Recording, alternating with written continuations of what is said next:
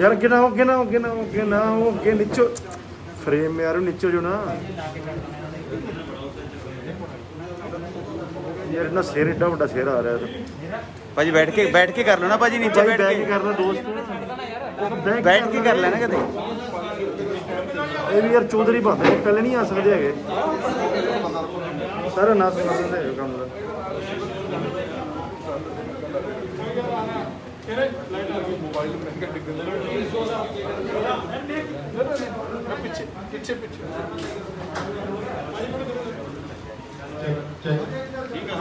भाजी नीचे बैठ के कर लो ना यार ये नीचे बैठ कर लो दोस्त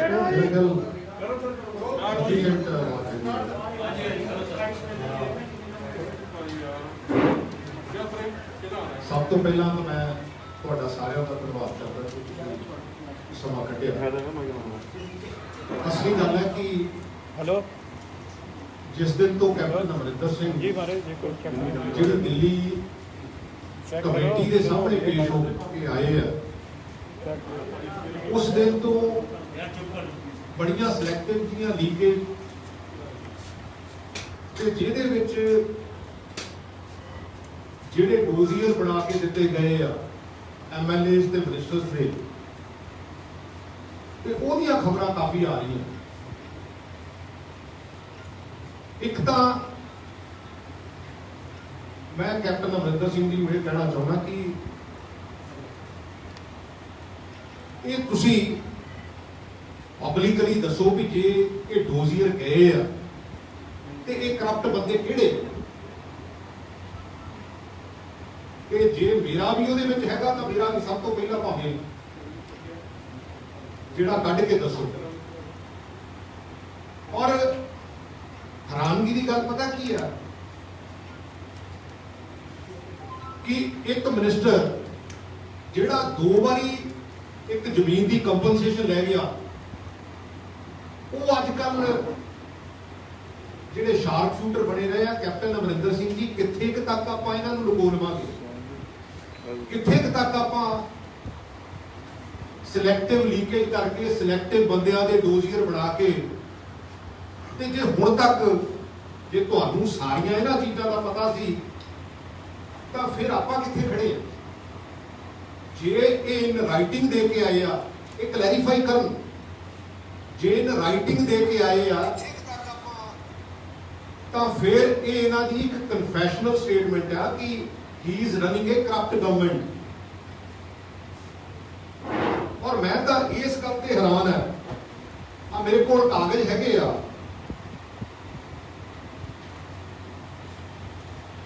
गवर्नमेंट ने 4 साल पहला एक इरीगेशन घोटाला फड़िया ते उस घोटाले दे विच कन्फैशनल स्टेटमेंट भी है जिहदे विच 3 IAS ऑफिसर ते 2 पॉलिटिशियन है ते जे कन्फैशनल स्टेटमेंट भी हैगी आ ते फिर इन्हां डोजियर दा की बनिया ये कित्थे रह गए क्योंकि जे इहो जी सोच ना आपां चलण डए आ तां फिर आपां पंजाब नूं किधर नूं लैके जा रहे हैं। और ਉਹਦੇ ਨਾਲ क्योंकि ਇਹਦੇ ਵਿੱਚ 35 ਕਰੋੜ ਤੇ 35 ਲੱਖ ਰੁਪਏ ਦਾ ਜਿਹੜਾ ਗੁਰਿੰਦਰ ਸਿੰਘ ਜਿਹੜਾ ਫੜ ਹੋਇਆ ਸੀ ਉਹਦੀ ਸਟੇਟਮੈਂਟ ਆ ਉਹਨੂੰ ਕਦੀ ਕਰੈਪੋਰੇਟ ਕੀਤਾ ਉਹਦੀਆਂ ਫਰਦਰ 2 ਫਾਈਲਾਂ ਕਦੀ ਉਹ ਡਿਪਾਰਟਮੈਂਟ ਨੂੰ ਚਲੇ ਜਾਂਦੀਆਂ ਕਦੀ ਉਹ ਕਿਸੇ ਪਾਸੇ ਨੂੰ ਚਲੇ ਜਾਂਦੀਆਂ ਔਰ ਉਹਦੇ ਨਾਲ ਇੱਕ 1200 ਕਰੋੜ ਰੁਪਏ ਦਾ ਜਿਹੜਾ ਸੁਰਿੰਦਰਪਾਲ ਪਹਿਲਵਾਨ ਆ ਉਹਦੇ ਤੇ ਪਰਚਾ ਦਰਜ ਕੀਤਾ ਸੀ। ਤੇ ਮੈਂ ਇਸ ਗੱਲ ਦੀ ਹੈਰਾਨਗੀ ਮਹਿਸੂਸ ਕਰਦਾ ਵੀ 1200 ਕਰੋੜ ਰੁਪਇਆ ਸਿਸਟਮ ਦੇ ਵਿੱਚੋਂ ਇੱਕੋ ਹੀ ਬੰਦਾ ਖਾ ਗਿਆ। ਉਹਦੇ ਵਿੱਚ ਨਾ ਕੋਈ ਪੋਲੀਟੀਕਲ ਬੰਦਾ ਸੀ ਨਾ ਕੋਈ ਬਿਊਰੋਕਰੈਟ ਸੀ ਨਾ ਕੋਈ ਥੱਲੇ ਸੀ ਨਾ ਕੋਈ ਉੱਪਰ ਸੀ। ਤੇ ਜੇ ਇਹੋ ਜਿਹਾ ਸਿਸਟਮ ਹੈ ਤੇ ਫਿਰ ਆਪਾਂ ਜਿਹੜਾ 32000 ਕਰੋੜ ਰੁਪਏ ਦੀਆਂ ਤਨਖਾਹਾਂ ਦਿੰਨੇ ਉਹ ਕਾਹਦੇ ਲਈ ਦਿੰਨੇ ਉਹਨੂੰ ਕੋਈ ਸੁਪਰਵਾਈਜ਼ ਕਰਨ ਵਾਲਾ ਨਹੀਂ ਸੀ। ਅਕਾਲੀ ਦਲ ਦੀ ਸਰਕਾਰ ਸੀ बीजेपी नाल ਉਹਦੀ ਭਾਈਵਾਲ ਸੀ ਤੇ ਉਹ ਕਿੱਥੇ ਐਗਜ਼ੀਕਿਊਟ ਹੋਇਆ ਮੈਨੂੰ ਨਹੀਂ ਲੱਗਦਾ ਕਦੀ ਇਸ ਗੱਲ ਤੇ। ਔਰ ਏਸੀ ਵਿਜੀਲੈਂਸ ਡਿਪਾਰਟਮੈਂਟ 2003 ਦੇ ਵਿੱਚ ਡਿਸਪ੍ਰਪੋਰਸ਼ਨੇਟ ਐਸੈਟਸ ਤੇ ਸਰਦਾਰ ਪ੍ਰਕਾਸ਼ ਸਿੰਘ ਬਾਦਲ ਤੇ ਇਹਨਾਂ ਦੇ ਪਰਿਵਾਰ ਤੇ ਪਰਚਾ ਦਰਜ ਕੀਤਾ ਸੀ ਔਰ ਉਹਦਾ ਆਈਓ ਸੁਰਿੰਦਰਪਾਲ ਸੀ ਤੇ ਸੁਪਰਵਾਈਜ਼ਰੀ ਆਫੀਸਰ ਬੀਕੇ ਉੱਪਰ ਸੀ ਤੇ ਉਹ ਐਂਡ ਆਫ ਦਾ ਡੇ ਜਦੋਂ ਉਹਨਾਂ ਦੀ ਇਕੁਇਟਲ ਹੋਈ ਆ ਉਹਦੇ ਵਿੱਚ 59 ਜਿਹੜੇ ਗਵਾਹ ਆ ਉਹ ਹੌਸਟਾਈਲ ਹੋਏ ਆ ਇਨਕਲੂਡਿੰਗ ਆਈਓ ਐਂਡ ਸੁਪਰਵਾਈਜ਼ਰੀ ਆਫੀਸਰ ਔਰ ਮੈਨੂੰ ਕਿਉਂਕਿ ਮੈਂ ਥੋੜੀ ਬਹੁਤੀ ਨੌਕਰੀ ਵੀ ਕੀਤੀ ਆ ਜਿੰਨੀ ਮੈਨੂੰ ਗੱਲ ਸਮਝ ਆਉਂਦੀ ਆ ਕਿਉਂਕਿ ਜੇ ਇਦਾਂ ਦੇ ਅਸੀਂ ਕੰਮ ਕਰਦੇ ਆ ਔਰ ਉਸ ਜੱਜਮੈਂਟ ਦੇ ਵਿੱਚ ਜਿਹੜੀ ਸਰਦਾਰ ਪ੍ਰਕਾਸ਼ ਸਿੰਘ ਬਾਦਲ ਤੇ ਉਹਨਾਂ ਦੇ ਪਰਿਵਾਰ ਤੇ ਆਈ ਸੀ ਉਹਦੇ ਵਿੱਚ ਬੇਸਿਕਲੀ ਡੀਪੀ ਉੱਪਰ ਨਹੀਂ ਰਿਕਮੈਂਡ ਹੋਇਆ ਸੀ ਕਿ ਇਹਦੇ ਤੇ ਪਰਚਰੀ ਤਾਂ ਜਿਹੜਾ ਪਰਚਾ ਦਰਜ ਕੀਤਾ ਜਾਵੇ ਔਰ ਇਹ ਹਾਈ ਕੋਰਟ ਦੇ ਵਿੱਚ ਅਨਕੰਡੀਸ਼ਨਲ ਅਪੋਲੋਜੀ ਲੈ ਕੇ ਤੇ ਉਹ ਕੇਸ ਜਿਹੜਾ ਆ ਉਹ ਸੈਟਲ ਹੋਇਆ ਕੈਪਟਨ ਅਮਰਿੰਦਰ ਸਿੰਘ ਜੀ ਆਪਾਂ ਇਹ ਨਾ ਕਰੀਏ ਆਪਾਂ ਇਹ ਕਿੱਧਰ ਨੂੰ ਖੇਡ ਤੋੜ ਲਈ ਆ ਔਰ ਮੈਂ ਤਾਂ ਕਿਉਂਕਿ ਨਾ ਤਾਂ ਕੋਈ ਡਿਵੀਜ਼ਨ ਹੈ ਕਾਂਗਰਸ ਦੇ ਵਿੱਚ ਲੇਕਿਨ ਮੈਂ ਤੁਹਾਨੂੰ ਵੀ ਸਾਰੇ ਪ੍ਰੈਸ ਵਾਲੇ ਵੀਰਾਂ ਨੂੰ ਵੀ ਕਹੂੰਗਾ ਕਿਉਂਕਿ ਆਪਾਂ ਸਾਰਿਆਂ ਨੇ ਪੰਜਾਬ 'ਚ ਰਹਿਣਾ ਆਪਣੇ ਬੱਚਿਆਂ ਨੇ ਪੰਜਾਬ 'ਚ ਪੜ੍ਹਨਾ ਆਪਾਂ ਪੰਜਾਬ ਦੇ ਜੰਮਪਲ ਆਪਾਂ ਪੰਜਾਬ ਦੀ ਬਿਹਤਰੀ ਦੀ ਗੱਲ ਕਰਦੇ ਆ ਲੇਕਿਨ ਆਪਾਂ ਡਿਵੀਜ਼ਨ ਦੀ ਗੱਲ ਨਾ ਕਰਕੇ ਆਪਾਂ ਇੱਕ ਸਿਸਟਮ ਦੀ ਔਰ ਇੱਕ ਇਸ਼ੂਜ਼ ਦੀ ਗੱਲ ਕਰੀਏ ਕਿਉਂਕਿ ਜੇ ਆਪਾਂ ਇਸ਼ੂਜ਼ ਦੀ ਗੱਲ ਨਹੀਂ ਕਰਾਂਗੇ ਮੈਂ ਤਾਂ ਕਈ ਵਾਰੀ ਐਕਚੁਅਲੀ ਹੁਣ ਹੋ ਕੀ ਰਿਹਾ ਕਿ ਉਸ ਗਰੁੱਪ ਦੇ ਵਿੱਚ ਕਿੰਨੇ ਬੰਦੇ ਆ ਉਸ ਗਰੁੱਪ ਦੇ ਵਿੱਚ ਕਿੰਨੇ ਬੰਦੇ ਆ ਮੈਨੂੰ ਤਾਂ ਇਹ ਨਹੀਂ ਲੱਗਿਆ ਵੀ ਕਿਹੜਾ ਗਰੁੱਪ ਹੈ ਇਹ ਗਰੁੱਪ ਕ੍ਰੀਏਟ ਕੀਤੇ ਜਾ ਰਹੇ ਆ ਔਰ ਉਹਦੇ ਵਿੱਚ ਜਿਹੜੇ ਸੀਨੀਅਰ ਬੰਦੇ ਜਿਹੜੇ ਕਹਿੰਦੇ ਜੀ ਹੁਣ ਫਲਾਣੇ ਗਰੁੱਪ 'ਚ ਕੋਈ ਚਾਹ ਪੀ ਕੇ ਫੋਟੋ ਖਿਚਾ ਰਿਹਾ ਕੋਈ ਕੁਛ ਕਰਕੇ ਫੋਟੋ ਖਿਚਾ ਰਿਹਾ ਮੈਂ ਉਹਨਾਂ ਨੂੰ ਵੀ ਰਿਕੁਐਸਟ ਕਰਦਾ ਆਪਾਂ ਇਸ਼ੂਜ਼ ਦੀ ਗੱਲ ਕਰੀਏ ਆਪਾਂ ਲੋਕਾਂ ਦੇ ਵਿੱਚ ਜਾਣਾ ਜਿਹੜੇ ਇਸ਼ੂਜ਼ ਨੂੰ ਆਪਾਂ ਖੜੇ ਹੋਏ ਆ ਨਾ ਉਸ ਇਸ਼ੂਜ਼ ਤੇ ਸਾਨੂੰ ਪਹਿਰਾ ਦੇਣ ਦੀ ਜ਼ਰੂਰਤ ਹੈ ਔਰ ਇੱਕ ਹੋਰ ਪ੍ਰਥਾ ਚੱਲ ਪਈ ਕਿ ਜਿਹੜੇ ਪੀਏ ਆ ਉਹਨਾਂ ਤੇ ਪਰਚਾ ਸਾਡੇ ਇੱਕ ਮੰਤਰੀ ਦੇ ਪੀਏ ਤੇ ਮੇਰਾ ਖਿਆਲ ਹੈ ਕਿ 3-4 ਮਹੀਨੇ ਬਾਅਦ ਜਾਂ 7 ਮਹੀਨੇ ਬਾਅਦ ਪਰਚਾ ਦਿੱਤਾ ਤੇ ਜਿਹੜੇ ਤੁਹਾਡੇ ਪੀਏ ਆ ਜਿਹੜੇ ਪਿਛਲੇ 4.5 ਸਾਲਾਂ ਦੇ ਵਿੱਚ ਜਿੱਥੇ 7 ਸਟਾਰ ਹੋਟਲ ਤੇ 7 ਸਟਾਰ ਹੀ ਲਗਭਗ ਮੈਰਿਜ ਪੈਲੇਸ ਤੇ ਇੱਕ ਓਐਸਡੀ ਤਾਂ ਉਹ ਆ ਵੀ ਐਸਟੀਐਫ ਦੀ ਰਿਪੋਰਟ ਦੇ ਵਿੱਚ ਜਿਹੜਾ ਰਾਣੂ ਸਰਪੰਚ ਫੜਿਆ ਸੀ ਤੇ ਉਹਦਾ ਨਾਂ ਉਹਦੇ ਵਿੱਚ ਬੋਲਦਾ ਕਦੀ ਆਪਾਂ ਕਿੱਧਰ ਨੂੰ ਆਪਣਾ ਸਟਾਫ ਕਿੱਧਰ ਨੂੰ ਜਾਣਾ ਆਪਾਂ ਕਿਤੇ ਦਾ ਖੜ ਜਾਈਏ ਔਰ ਪਤਾ ਨਹੀਂ ਹੁਣ ਮੈਂ ਤਾਂ ਹੈਰਾਨਗੀ ਮੈਨੂੰ ਇਸ ਗੱਲ ਦੀ ਆ ਕਿ ਜਿਹੜਾ ਆ ਬਠਿੰਡੇ ਗੁਰਦੁਆਰਾ ਸਾਹਿਬ ਦੇ ਵਿੱਚ ਇੱਕ ਜਿਹੜਾ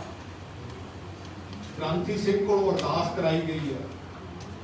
ਉਹਨੂੰ ਨੋਮੀਨੇਟ ਤਾਂ ਕਰ ਲਿਆ ਪਰ ਕੈਪਟਨ ਸਾਹਿਬ ਉਹਦੇ ਤੋਂ ਪੜਦਾ ਜਿਹੜਾ ਇਹ ਸ਼ਰਾਰਤ ਹੋਈ ਆ ਔਰ ਇਹ ਸ਼ਰਾਰਤ ਬੀਜੇਪੀ ਵੱਲੋਂ ਹੋਈ ਆ ਕਿਉਂਕਿ ਬੀਜੇਪੀ ਦਾ ਇੱਕ ਲੀਡਰ ਜਿਹੜਾ ਉਹਦੇ ਵਿੱਚ ਇਨਵੋਲਵ ਹੋਇਆ ਉਹਦੀ ਫੁਟੇਜ ਵੀ ਆਈ ਆ ਜਾਂ ਹੋਰ ਵੀ ਚੀਜ਼ਾਂ ਆਈਆਂ ਤੇ ਆਪਾਂ ਇਹੋ ਜਿਹੀਆਂ ਸ਼ਰਾਰਤਾਂ ਪੰਜਾਬ ਦੇ ਵਿੱਚ ਕਰਾਂਗੇ ਤਾਂ ਇਹ ਪੰਜਾਬ ਦੀ ਬਹੁਤੀ ਚੰਗੀ ਗੱਲ ਨਹੀਂ ਔਰ ਮੈਂ ਅੱਛਾ ਉਹ ਤੋਂ ਗਾਂ ਸੁਣ ਲਓ ਇੱਕ ਪਾਸੇ ਤਾਂ ਅਸੀਂ ਆਈਜੀ ਪਰਮਰਾਜ ਉਮਰਾ ਲੰਗੜ ਨੂੰ ਸਸਪੈਂਡ ਕੀਤਾ ਹੋਇਆ ਤੇ ਇੱਕ ਉਹਨੇ ਹਾਈ ਕੋਰਟ ਦੇ ਵਿੱਚ ਰਿਟ ਪਾਈ ਸੀ CWP 22703 2020 ਉਹਦੇ ਵਿੱਚ ਜਿਹੜਾ ਸਾਡਾ ਐਡਵੋਕੇਟ ਜਨਰਲ ਦਾ ਅੰਗੇਜ ਕੀਤਾ ਹੋਇਆ ਵਕੀਲ ਹੈ ਉਹਨੇ ਔਨ ਰਿਕਾਰਡ ਸਟੇਟਮੈਂਟ ਦਿੱਤੀ ਮੈਂ ਤਾਂ ਵੈਸੇ ਹੀ ਉਹ ਪੜ੍ਹਨ ਲੱਗ ਪਿਆ ਮੈਂ ਕਿਹਾ ਦੇਖਾਂ ਤਾਂ ਸਹੀ ਵੀ ਇਹ ਕੀ ਕਰਦੇ ਤੇ ਔਨ ਰਿਕਾਰਡ ਉਹਦੇ ਵਿੱਚ ਕਿਹਾ ਗਿਆ ਵੀ ਅਸੀਂ ਇਹਦੇ ਅਗੇਂਸਟ ਕੋਈ ਪ੍ਰੋਸੀਡਿੰਗ ਜਿਹੜੀਆਂ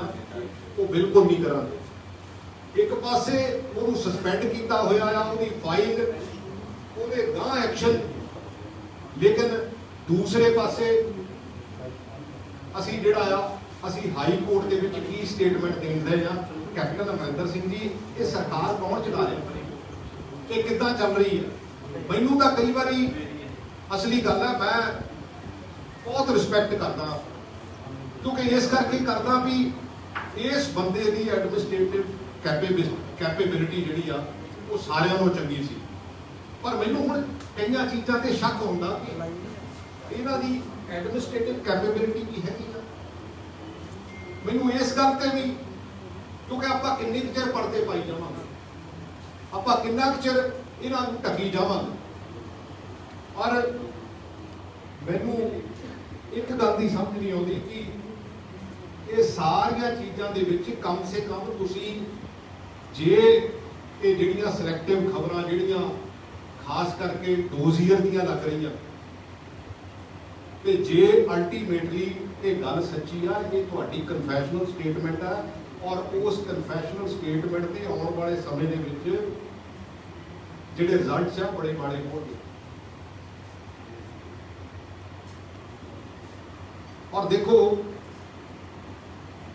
ਸਾਡਾ ਐਜੂਕੇਸ਼ਨ ਸਿਸਟਮ ਜਿਹੜਾ ਮੈਨੂੰ ਲੱਗਦਾ ਸਭ ਤੋਂ ਔਖਾ ਰਿਫਾਰਮ ਕਰਨਾ, 1.25 ਲੱਖ ਟੀਚਰ ਹੈ, ਮੇਰਾ ਖਿਆਲ 23 ਤੋਂ 24 ਲੱਖ ਬੱਚਾ, ਅਸੀਂ ਜੇ 3 ਸਾਲਾਂ ਦੇ ਵਿੱਚ ਐਜੂਕੇਸ਼ਨ ਸਿਸਟਮ ਰਿਫਾਰਮ ਕਰਕੇ, ਕਿਉਂਕਿ ਜੇ ਪੋਲੀਟੀਕਲ ਬਿੱਲ ਹੈ, ਆਫੀਸਰਸ ਦੀ ਬਿੱਲ ਹੈ, ਤਾਂ ਫਿਰ ਆਪਾਂ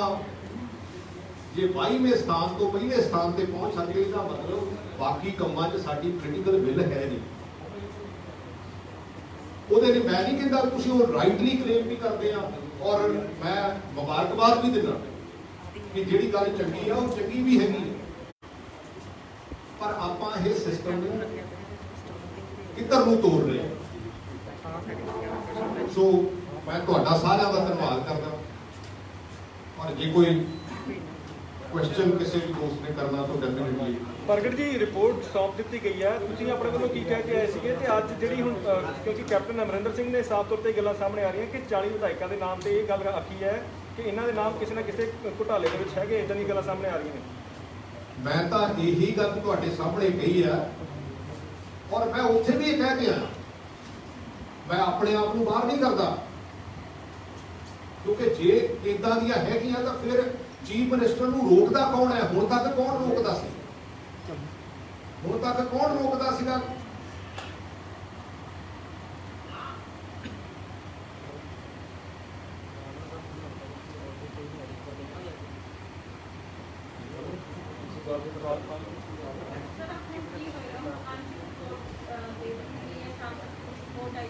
ਮੈਨੂੰ ਇਹਦੇ ਬਾਰੇ ਤਾਂ ਨਹੀਂ ਪਤਾ, ਪਰ ਜਿਹੜੀ ਗੱਲ ਮੈਂ ਬੇਸਿਕਲੀ ਤੁਹਾਡੇ ਨਾਲ ਸਾਂਝੀ ਕੀਤੀ ਹੈ, ਉਹ ਤਾਂ ਮੈਂ ਇਸ ਗੱਲ ਤੇ ਹੈਰਾਨਗੀ ਆ ਵੀ ਕੋਈ ਚੀਫ ਮਿਨਿਸਟਰ ਇਦਾਂ ਵੀ ਕਰਦਾ ਹੁੰਦਾ, ਡਿਫਰੈਂਸਸ ਹੋ ਜਾਂਦੇ ਆ, ਪਰ ਔਰ ਉਹ ਮਿਨਿਸਟਰ ਜਿਹੜਾ ਔਨ ਰਿਕਾਰਡ 2 ਵਾਰੀ ਕੰਪਨਸੇਸ਼ਨ ਲੈ ਬੈਠਾ, ਤੇ ਉਹਨੂੰ ਆਪਾਂ ਕਿੱਦਾਂ ਬੋਲਾਂਗੇ? ਜੋ ਸਾਰਿਆਂ ਨੂੰ ਪਤਾ, ਕਿਉਂਕਿ ਉਹ ਤਾਂ ਸਟੇਟਮੈਂਟ ਆਈ ਹੋਈ ਹੈ। ਸਪੋਰਟਸ ਮਿਨਿਸਟਰ ਬਾਰੇ ਤੁਸੀਂ ਵੀ ਚਰਚਾ ਕੀਤੀ ਆਪਣੇ ਵੱਲੋਂ, ਆਪਣੇ ਵੱਲੋਂ ਰਿਪੋਰਟ ਤੁਸੀਂ ਵੀ ਦਿੱਤੀ ਹੈ ਜੀ? ਨਹੀਂ, ਮੈਂ ਤਾਂ ਇੱਕ ਜਨਰਲ, ਕਿਉਂਕਿ ਦੇਖੋ ਮੈਂ ਤਾਂ 2019 ਦੇ ਵਿੱਚ ਇੱਕ ਚਿੱਠੀ ਲਿਖੀ ਸੀ, ਉਹਦੇ ਵਿੱਚ ਜਿਹੜੇ 5-7 ਇਸ਼ੂ ਆ, ਮੈਂ ਤਾਂ ਅਜੇ ਵੀ ਉੱਥੇ ਹੀ ਖੜਾ, ਕਿਉਂਕਿ ਉਹਨਾਂ ਨੂੰ ਇਹਨੀ ਹੱਥ ਤੱਕ ਨਹੀਂ ਲਾਇਆ। ਐਕਚੁਅਲੀ ਮੈਟਰ ਹੀ ਉਹ ਕਰਦੇ ਸੀ, ਜੇ ਮੈਟਰ ਹੀ ਉਹ ਕਰਦੇ ਸੀ ਤਾਂ ਫਿਰ ਐਂਡ ਆਫ ਦਾ ਡੇ ਅਸੀਂ ਕਿਉਂਕਿ ਕਈ ਵਾਰੀ ਤਾਂ ਕਈ ਬੰਦੇ ਤਾਂ ਇਹ ਕਹਿੰਦੇ ਹੁੰਦੇ ਆ ਵੀ ਅੱਜ ਮੈਂ ਸਲਾਹ ਦੇ ਰਿਹਾ, ਮੈਂ ਤਾਂ ਅੱਜ ਤੋਂ 1.5-2 ਸਾਲ ਪਹਿਲਾਂ ਇਹ ਸਲਾਹ ਦਿੱਤੀ ਸੀ ਵੀ ਆਉਣ ਵਾਲਾ ਸਮਾਂ, ਕਿਉਂਕਿ ਵਿਜ਼ੂਅਲਾਈਜੇਸ਼ਨ ਕੀ ਹੁੰਦੀ ਆ? ਵਿਜ਼ੂਅਲਾਈਜੇਸ਼ਨ ਤਾਂ ਇਹੀ ਹੁੰਦੀ ਆ ਵੀ ਹਾਂ ਵੀ ਅਸੀਂ ਆਉਣ ਵਾਲੇ ਸਮੇਂ ਨੂੰ ਭਾਂਪ ਕੇ ਤੇ ਉਦਾਂ ਦੇ ਕੰਮ ਕਰ ਲਈਏ ਤਾਂ ਕਿ ਸਾਨੂੰ ਇਹੋ ਜਿਹੀ ਸਿਚੁਏਸ਼ਨ ਦਾ ਸਾਹਮਣਾ ਨਾ ਕਰਨਾ ਪਵੇ। ਪ੍ਰਗਟ ਜੀ, ਮੰਨਦੇ ਹੋ ਕਿ ਮੁੱਖ ਮੰਤਰੀ ਸਾਹਿਬ ਦੀ ਹੁਣ ਵਿਜ਼ਨ ਨਹੀਂ ਰਹੀ ਜਿਹੜੀ ਤੁਸੀਂ ਉਮੀਦ ਲਈ ਬੈਠੇ ਸੀਗੇ ਪਿਛਲੇ ਸਮੇਂ ਦੇ ਵਿੱਚ? ਤੇ ਡਿਲੀਵਰੀ ਤਾਂ ਬਿਲਕੁਲ ਹੈ ਨਹੀਂ। ਵਿਜ਼ਨ ਤਾਂ ਦੇਖੋ, ਮੈਂ ਤਾਂ 2017 ਦੀ ਵੀ, ਮੈਂ ਤਾਂ ਪਹਿਲੀ ਵਾਰੀ ਵੀ ਇਹ ਗੱਲ ਕਹੀ ਆ ਕਿ 2017 ਦੇ ਵਿੱਚ ਤਾਂ ਉਹਨਾਂ ਦੇ ਨਾਲ ਵੋਟਾਂ ਪਾਈਆਂ, ਲੋਕੀ ਸਮਝਦੇ ਸੀ ਕਿ ਹਾਂ ਵੀ, ਔਰ ਉਹ ਵੀ 80 ਐਮਐਲਏਆਂ ਦੀ ਜੇ ਸਰਕਾਰ ਹੋਵੇ ਤਾਂ ਫੇਰ ਕਮਜ਼ੋਰੀ ਹੋਵੇ, ਤਾਂ ਫੇਰ ਮੈਨੂੰ ਲੱਗਦਾ ਕਿ ਕਿਤੇ ਐਡਮਿਨਿਸਟ੍ਰੇਟਿਵ ਕੈਪੇਬਿਲਿਟੀ ਦੇ ਵਿੱਚ ਵੀ ਬਹੁਤ ਜ਼ਿਆਦਾ ਕਮੀ ਪੇਸ਼ੀ ਹੈ। ਪ੍ਰਗਟ ਜੀ, ਸਰਕਾਰ ਚਲਾ ਕੌਣ ਰਿਹਾ ਫਿਰ ਤੁਹਾਡੇ ਸਾਹਮਣੇ? ਤੁਸੀਂ ਤਾਂ ਸਿਸਟਮ ਦੇ ਵਿੱਚ ਹੈਗੇ ਹੋ। ਸਰਕਾਰ ਮੈਨੂੰ ਤਾਂ ਆਪ ਨਹੀਂ ਸਮਝ ਆਈ ਕਿ ਕੌਣ ਚਲਾ ਰਿਹਾ।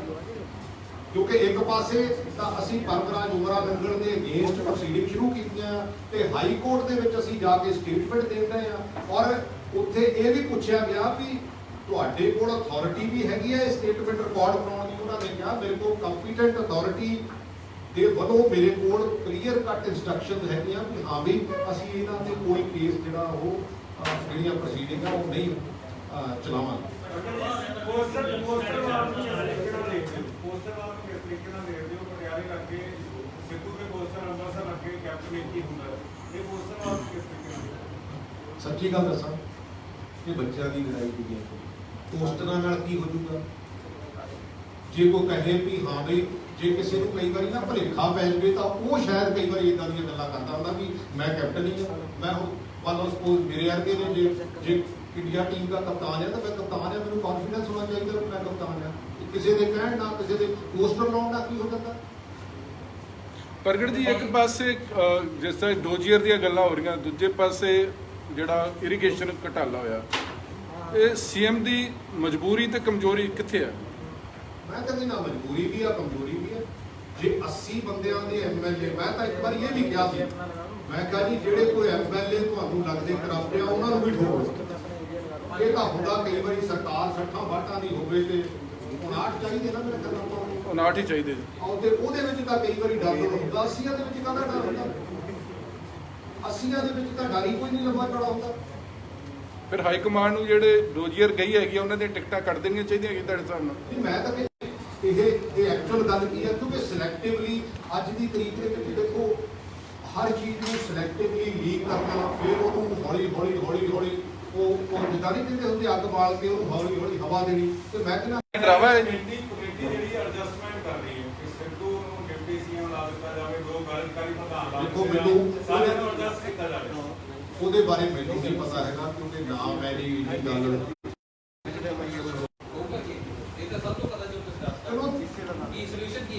ਬੇਸਿਕਲੀ ਆਉਣ ਵਾਲਾ ਸਮਾਂ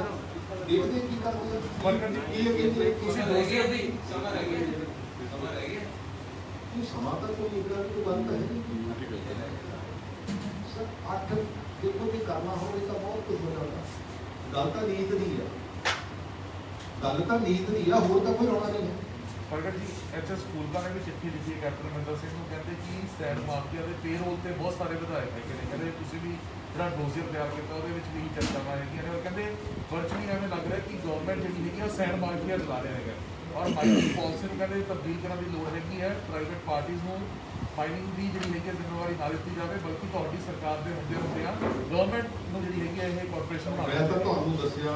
ਕਿ ਜੇ ਗਵਰਨਮੈਂਟ ਦੀ ਪੋਲੀਟੀਕਲ ਐਡਮਿਨਿਸਟ੍ਰੇਸ਼ਨ ਦੀ ਬਿੱਲ ਹੈਗੀ ਆ ਤੇ ਜੇ ਅਸੀਂ 22ਵੇਂ ਨੰਬਰ ਤੋਂ ਐਜੂਕੇਸ਼ਨ ਦੇ ਉੱਤੇ thanks to Krishan Kumar and thanks to captain Amarinder Singh ਕਿ ਜਿਨ੍ਹਾਂ ਨੇ ਕਿਉਂਕਿ ਹੋ ਸਕਦਾ 2-3-4 ਐਮਐਲਏ ਕਹਿੰਦੇ ਤਾਂ ਉਹਨੂੰ ਟ੍ਰਾਂਸਫਰ ਕਰ ਦਿੰਦੇ, ਬਟ ਜੇ ਬਿੱਲ ਹੈਗੀ ਆ ਤੇ ਫਿਰ ਬਾਕੀ ਕੰਮਾਂ 'ਚ ਬਿੱਲ ਕਿਉਂ ਨਹੀਂ? ਕਿਉਂਕਿ ਜੇ ਬਿੱਲ ਹੈਗੀ ਆ ਤੇ 22ਵੀਂ ਪਲੇਸ ਤੋਂ ਅਸੀਂ 20ਵੀਂ ਪਲੇਸ ਤੇ ਆ ਗਏ ਆ ਤਾਂ ਫਿਰ ਇਹਦਾ ਮਤਲਬ ਤਾਂ ਬਿੱਲ ਦੀ ਕਮੀ ਆ। ਇਸ ਗੱਲ ਤੋਂ ਸਹਿਮਤ ਹੈ ਨਹੀਂ ਐਚਐਸ ਸਕੂਲ ਦਾ ਕਿ ਬਹੁਤ ਸਾਰੇ ਐਮਐਲਏ ਸੈਂਡ ਮਾਫੀਆ ਦੇ ਪੇਰੋਲ ਦੇ ਉੱਤੇ ਹੈਗੇ ਨੇ ਔਰ ਉਹ ਆਪ ਇਨਵੋਲਵ ਹੈਗੇ। ਮੈਂ ਤਾਂ ਕਹਿੰਦਾ ਜਿਹੜਾ ਵੀ ਬੰਦਾ ਹੋਵੇ ਇਰਰਿਸਪੈਕਟਿਵ ਕਿ ਹਾਂ ਵੀ ਉਹ ਕੋਈ ਵੀ ਕੁਛ ਵੀ ਕੋਈ ਐਮਐਲਏ ਆ, ਕੋਈ ਮਿਨਿਸਟਰ ਆ, ਕੋਈ ਐਸਐਚਓ ਆ, ਕੋਈ ਐਸਐਸਪੀ ਆ, ਮੈਂ ਤਾਂ ਹਮੇਸ਼ਾ ਇੱਕ ਸਿਸਟਮ ਦੀ ਗੱਲ ਕਰਦਾ ਔਰ ਇੱਕ ਸਾਫ਼ ਸੁਥਰੇ ਸਿਸਟਮ ਦੀ ਗੱਲ ਕਰਦਾ ਕਿ ਆਪਾਂ ਸਾਫ਼ ਸੁਥਰਾ ਸਿਸਟਮ ਇਨਵੋਲਵ ਕਰਨਾ।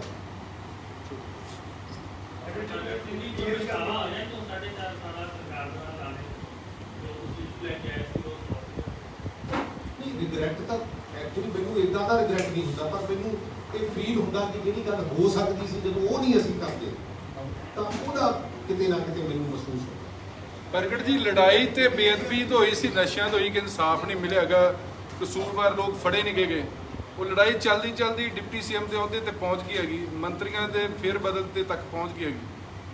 ਦੇਖੋ ਮੈਂ ਇਹਨਾਂ ਗੱਲਾਂ ਨਾਲ ਸਹਿਮਤ ਨਹੀਂ ਹਾਂ। ਗੱਲ ਤਾਂ ਇਸ਼ੂਜ਼ ਦੀ ਆ,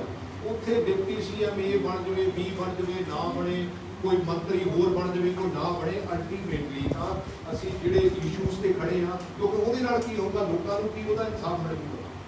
ਜੇ ਮੰਨ ਲਓ 4 ਮੰਤਰੀ ਬਦਲ ਵੀ ਜਾਣਗੇ ਤੇ ਲੋਕਾਂ ਨੂੰ ਉਹਦਾ ਕੀ ਫਾਇਦਾ ਹੋਊਗਾ। ਅਲਟੀਮੇਟਲੀ ਤਾਂ ਜਿਹੜੇ ਇਸ਼ੂਜ਼ ਆ ਸਾਨੂੰ ਉਹਨੂੰ ਐਡਰੈਸ ਕਰਨੀ ਜ਼ਰੂਰੀ ਹੈ। ਪਰ ਜੇ ਲੱਗ ਰਿਹਾ ਕੋਈ ਸਕ੍ਰਿਪਟ ਹੈ ਕਿ ਜਿਸ ਤੇ ਸਾਰੇ ਕੰਮ ਕਰ ਰਹੇ ਨੇ, ਕੋਈ ਸਕ੍ਰਿਪਟ ਲੱਗ ਰਹੀ ਹੈ ਤੁਹਾਨੂੰ ਲੱਗਦਾ ਕਿ ਕੋਈ ਸਕ੍ਰਿਪਟ ਚੱਲ ਰਹੀ ਹੈ ਜਿਸ ਤੇ ਕੰਮ ਸਕ੍ਰਿਪਟ ਕਿੱਦਾਂ ਕਹਿੰਦੇ ਸਾਰੀ ਗੇਮ ਸਕ੍ਰਿਪਟਡ ਲੱਗ ਰਹੀ ਹੈ ਤੁਹਾਨੂੰ ਕਿ ਸਾਰਾ ਕੁਝ ਸਕ੍ਰਿਪਟ ਦੇ ਤਹਿਤ ਹੋ ਰਿਹਾ, ਸਕ੍ਰਿਪਟ ਲਿਖੀ ਗਈ ਹੈ। ਜਦੋਂ ਨਲਾਇਕੀ ਆ, ਜਦੋਂ ਐਗਜ਼ੀਕਿਊਸ਼ਨ ਨਹੀਂ ਹੁੰਦੀ ਤੇ ਉਹ ਤੁਸੀਂ ਕੁਝ ਨਹੀਂ ਸਮਝ ਸਕਦੇ। ਇਹ ਤੁਸੀਂ ਸੁਖਬੀਰ ਬਾਦਲ ਵਾਲੀ ਗੱਲ ਨਹੀਂ ਕਰਦੇ, ਪੀਕੇ ਨੇ ਕਰੇ ਉਸ ਸਕ੍ਰਿਪਟ ਦੀ ਗੱਲ ਨਹੀਂ ਤੁਸੀਂ ਕਰ ਸਕਦੇ।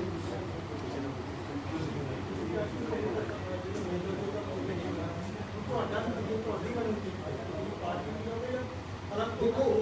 ਮੈਂ ਤਾਂ ਫਾਈਟ ਕਰਨ ਵਾਲਾ, ਫਾਈਟ ਤਾਂ ਮੈਂ ਕਰੂੰਗਾ।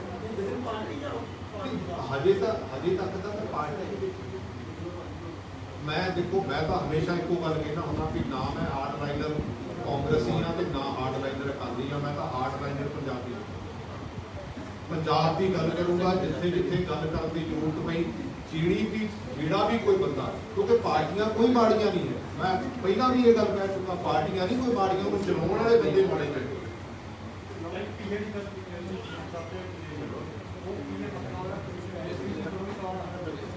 ਤਾਂ ਬੇਸਿਕਲੀ ਐਸਟੀਐਫ ਦੀ ਰਿਪੋਰਟ ਤੁਸੀਂ ਲੈ ਕੇ ਕਿਤੇ ਪੜ੍ਹ ਲਿਓ, ਉਹਦੇ ਵਿੱਚ ਇਹਨਾਂ ਦਾ ਇੱਕ ਓਐਸਪੀ ਹੈ ਜਿਹਦੀਆਂ ਉਸ ਸਰਪੰਚ ਰਾਣੂ ਨਾਲ ਪ੍ਰਾਪਰਟੀਆਂ ਸਾਂਝੀਆਂ ਹੈਗੀਆਂ ਤੇ ਤੁਹਾਨੂੰ ਇਹਨੂੰ ਨਹੀਂ ਪਤਾ ਵੀ 7 ਸਟਾਰ ਹੋਟਲ ਤੇ 7 ਸਟਾਰ ਜਿਹੜੇ ਆਹ ਮੈਰਿਜ ਪੈਲੇਸ ਹੈ ਕਿਹਨੇ ਬਣਾਏ ਆ ਪਿਛਲੇ 2 ਸਾਲਾਂ ਚ। ਇਹ ਓਐਸਪੀ ਨੇ ਤੁਹਾਨੂੰ ਧਮਕੀ ਦਿੱਤੀ ਸੀ, ਇਹ ਉਹੀ ਓਐਸਪੀ ਜਿਹਨੇ ਤੁਹਾਨੂੰ ਧਮਕੀ ਦਿੱਤੀ। ਨਹੀਂ ਇਹ ਤਾਂ ਹੋ ਰਿਹਾ, ਕਿਉਂਕਿ ਮੈਂ ਤਾਂ ਪੀਏ ਦੀ ਗੱਲ ਕਰਦਾ ਵੀ ਪੀਏ ਜਿਹੜੇ ਹੈਗੇ ਆ ਕਮ ਸੇ ਕਮ ਆਪਣੇ ਪੀਏ ਤਾਂ ਦੇਖ ਲਓ ਤੁਸੀਂ ਨਹੀਂ ਕਰਦੇ। ਜਿਨ੍ਹਾਂ ਨੇ ਪਟਿਆਲੇ ਦੀ ਮੈਰਿਜ ਕਰੇ ਸਫਾਈ ਕਰਦੇ ਕਿਸੇ ਦਿਨ ਆਪਾਂ ਉੱਥੇ ਕਲਚਰਾਂ ਦੇ ਜ਼ਰੂਰ ਮਿਲੇਗੇ। ਪ੍ਰਗਣੀ ਜਿਹੜਾ ਇਰੀਗੇਸ਼ਨ ਘਟਾਲਾ ਤਾਂ ਲੱਗਦਾ ਕਿ ਸੌਦਾ ਹੋ ਗਿਆ ਜੀ। ਦੇਖੋ ਗੱਲ ਇਹ ਆ ਕਿ ਜਦੋਂ 4 ਸਾਲਾਂ ਤੋਂ ਦਾ ਕੁਝ ਨਹੀਂ ਹੋਇਆ ਤੇ ਜਦੋਂ ਬੇਸਿਕਲੀ 2003 ਦਾ ਰਜਿਸਟਰਡ ਕੀਤਾ ਹੋਇਆ ਕੇਸ, ਜਦੋਂ ਉਹਦੀ ਐਗਜ਼ੀਕਿਊਸ਼ਨ ਹੋਈ ਆ ਤੇ ਜਦੋਂ ਉਹਦਾ ਟ੍ਰਾਇਲ ਹੋਇਆ, ਉਹਦੇ ਤੋਂ ਬਾਅਦ 2013 ਤੇ 14 ਦੀ ਕੁਇਟਲ ਹੋਈ ਹੈ ਤੇ ਉਹਦੇ ਵਿੱਚ ਬੇਸਿਕਲੀ ਜਦੋਂ ਇਹੋ ਜਿਹੇ ਆਫੀਸਰ ਮਾੜੇ ਵੀ ਹੈਗੇ ਆ, ਚੰਗੇ ਵੀ ਹੈਗੇ ਆ, ਪਰ ਅਸੀਂ ਕਰਦੇ ਕੀ ਆ, ਅਸੀਂ ਮਾੜਿਆਂ ਨੂੰ ਕਈ ਵਾਰੀ ਇਹੋ ਜਿਹੀ ਜਗ੍ਹਾ ਤੇ ਲਾ ਕੇ ਇਹ ਸੋਚਦੇ ਆ ਵੀ ਸ਼ਾਇਦ ਇਹ ਸਾਨੂੰ ਬਹੁਤ ਵਧੀਆ ਕੰਮ ਦਿਓ। ਅਸੀਂ ਕਿਉਂ ਇਹਨਾਂ ਨੂੰ ਬੇਸਿਕਲੀ ਅਸੀਂ ਉਹਨਾਂ ਨੂੰ ਮਿਸਯੂਜ਼ ਕਰਦੇ ਆ, ਉਹ ਸਾਨੂੰ ਮਿਸਯੂਜ਼ ਕਰਦੇ ਆ, ਪੋਲੀਟੀਕਲ ਸਿਸਟਮ ਨੂੰ ਮਿਸਯੂਜ਼ ਕਰਦੇ ਆ। ਤੁਹਾਡੀ ਸਿੱਧੂ ਨਾਲ ਆਖਰੀ ਵਾਰ ਗੱਲਬਾਤ ਕਰੋ ਹੋਈ, ਕੀ ਹੋਇਆ, ਸਿੱਧੂ ਕੀ ਸੋਚ ਰਿਹਾ, ਕਿਉਂਕਿ ਸਿੱਧੂ ਵੀ ਦਿੱਲੀ ਆਪਣੀ ਗੱਲ ਕਰਕੇ ਆਇਆ। ਯਾਰ ਸਿੱਧੂ ਵਾਲੀ ਗੱਲ ਤਾਂ ਸਿੱਧੂ ਨੂੰ ਪੁੱਛ ਲਓ, ਯਾਰ ਮਿੱਤਰ ਹੈਗਾ ਪਰ ਉਹ ਨਹੀਂ ਮਿਲਦਾ ਹੈਗਾ। ਤੇਰਾ ਵੀ ਤਾਂ ਚੰਗਾ ਮਿੱਤਰ ਆ, ਉਸ ਤੋਂ ਬਾਅਦ ਮੇਰੇ ਨਾਲ ਨਹੀਂ ਮੁਲਾਕਾਤ।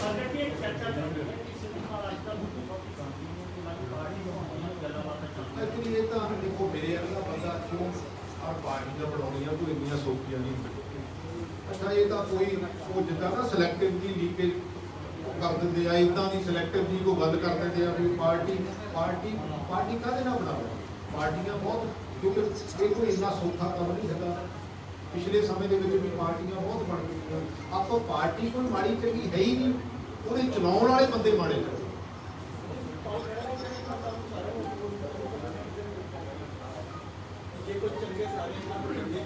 ਦੇਖੋ ਅਕ੍ਰੋਸ ਦਾ ਪਾਰਟੀ ਲਾਈਨ ਬੰਦੇ ਚੰਗੇ,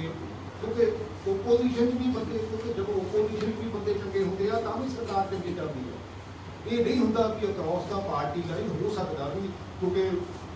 ਦੇਖੋ ਫ੍ਰੈਂਕਲੀ ਸਪੀਕਿੰਗ ਜਿਹੜੇ ਮਿਸਟਰ ਖਹਿਰਾ ਆ ਉਹਨਾਂ ਨੇ ਬਹੁਤ ਇਸ਼ੂ ਚੱਕੇ, ਪਰ ਆ ਜਿਹੜਾ ਲਾਸਟ ਦੇ ਉੱਤੇ ਗੱਲ ਹੋਈ ਹੈ ਨਾ, ਮੈਨੂੰ ਲੱਗਦਾ ਇਹ ਨਹੀਂ ਸੀ ਹੋਣੀ ਚਾਹੀਦੀ, ਕਿਉਂਕਿ ਮੇਰੇ ਵਰਗੇ ਬੰਦੇ ਨੂੰ ਤਾਂ ਇਹ ਆ ਕਿ rather right to quit and sit at home. ਫਿਰ ਕੀ ਕਰਨਾ, ਕਿਉਂਕਿ ਜੇ ਸਪੋਜ਼ ਇੰਨਾ ਲੜ ਕੇ ਜੇ ਠੀਕ ਨਹੀਂ ਹੋ ਸਕਦਾ ਤਾਂ ਫਿਰ ਥੈਂਕ ਯੂ ਵੈਰੀ ਮਚ। ਫਿਰ ਕਿਉਂਕਿ ਪੰਜਾਬ ਮੇਰੇ ਇਕੱਲੇ ਦਾ ਨਹੀਂ ਹੈ ਨਾ, ਪੰਜਾਬ ਆਪਣਾ ਸਾਰਿਆਂ ਦਾ ਸਾਂਝਾ, ਪੰਜਾਬ ਇਹਦਾ ਨਹੀਂ ਹੈਗਾ। ਕਿਉਂਕਿ ਜਿਹਨੂੰ ਵੀ ਲੱਗਦਾ ਕਿ ਹਾਂ ਵੀ ਆਪਾਂ ਕੰਟਰੀਬਿਊਟ ਕਰ ਸਕਦੇ, ਉਹ ਕੰਟਰੀਬਿਊਟ ਕਰ ਸਕਦੇ। ਔਰ ਜਿਹੜਾ ਡੈਮੋਕ੍ਰੇਸੀ ਦਾ ਖਾਸ ਕਰਕੇ